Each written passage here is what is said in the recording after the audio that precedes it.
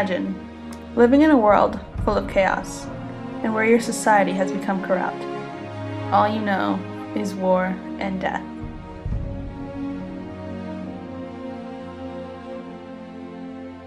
Or living your life ruled by others and under complete control, having to live against your will and are powerless against your government. These are examples of how we perceive our future in the media, seeming like we don't have much to look forward to. That the only outcomes end in destruction and chaos, or we can only maintain peace with little or no freedom.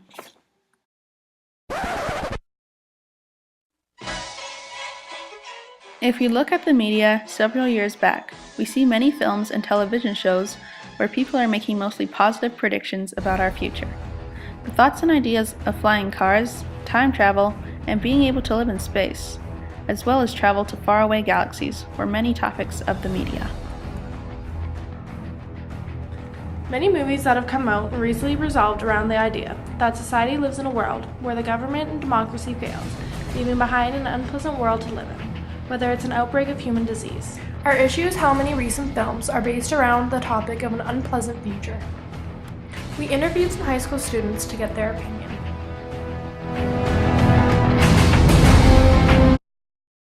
I like some of them. Some of them are really cheesy, other ones are cool and mind-boggling. I think they're entertaining and helpful because it helps us prepare for what might happen and just makes us believe in this fictional story without thinking about the bad things in the world ending. It's just entertainment for us, actually. Yeah, I like them. I like them because they're way more interesting than just like, I don't know, I just feel like they're way more original than like, I don't know, all those other movies. Like, 'cause there's only like, I feel like there's only so far that you can go with like romance movies and funny movies and stuff and post-apocalyptic whatever. That stuff is like, you can go really in depth on like awesome stuff that we would never really be able to experience, I think. Yeah. I like them a lot, but it depends on how they're done. Some of them are just kind of too cheesy about it. You have to get a kind of like a good, if they do something new with it, because there's lots of very similar zombie movies, but if they kind of change it up, like, you know, sort of like The Walking Dead has like everybody's infected sort of thing. So if you can kind of like put a new spin on it, then they're actually pretty good. They are. And why is that? They are not true. They are not true at all. It's like these people have never read the Old Testament or the New Testament. Neither of the Testaments. Why do you think the media is so obsessed with the idea that the world is going to end? It's like the hot topic of the year. Like, it's been the hot topic for a couple of years that we don't want the world to end, but we like the idea, like humans just like the idea of something that's scary, but we don't want to admit it. So like when 2012 came up, everybody freaked out, and now zombie apocalypse is like the new thing and stuff.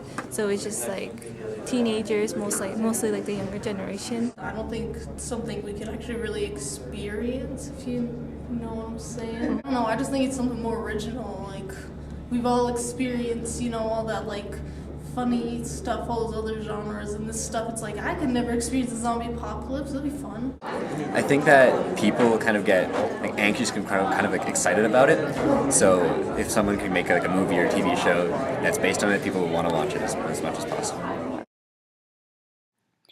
We asked some students, based on their knowledge from the media, if they would rather live in a post-apocalyptic society or a dystopian one. I'd probably say dystopian, just because you still have kind of like an order of things. I mean, it's not as chaotic either. So I'd probably prefer a dystopian world for sure. Probably a post-apocalyptic, because I feel like if I was in an organization where somebody was holding me down, it would get very out of order very quickly. I live in a post-apocalyptic one because it just seems like it'd be kind of like a fun, well, not really fun, but like a survival challenge that's like, I just want to see what it'd be like. So. Post-apocalyptic. Because way better. I feel like dystopian ones always turn into me like some sort of weird thing. I don't know. Scary, frightens me. Dystopian. And why? Why? Well, even if I'm being ruled in a dystopian society, I still have a better chance of surviving and not dying.